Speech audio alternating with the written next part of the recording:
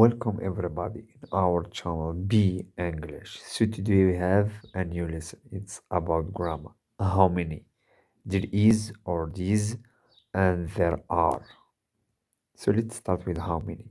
We use how many to ask about the number of some things like people, animals, things, fruits, vegetables, and etc. For example, how many books are there? How many books are there? So how many? We can count it. How many students are there? How many students are there? For example, five, six, and etc.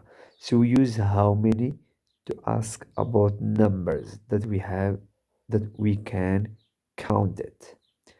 So now let's move to there is and there are. We use there are when we talk about something is far from us. That's something we that something is far. And there is that something is nearly. This that's near to me. We use there are with the plural and there is with singular. So an example, there are five books. There are five books. Or there are two apples. There are two apples. There are 6,000 pupils, for example. There is one phone. There is one table. There is one laptop. There is one pen. So we use there are with plural and there is with singular. So now we have how many and there is. So, how many students are there? So we said before, how many to ask about the number. So, and there is to answer the question that we start with how many. So, how many students are there? How many students are there? There are four students. There are four students.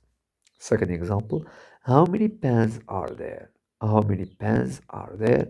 There are six pens. So we use how many at the beginning and we use are there for question at the end. So how many students are there? So the answer it becomes like there are four, there are six, there are five, and etc. The last example, how many balloons are there? How many balloons are there? So here is we use there is one balloon. So when we have something one, we use there is because we said there is, we use it with the singular. So that's that we have in this lesson. So let's move to a small exercise. So take 5 minutes to do it.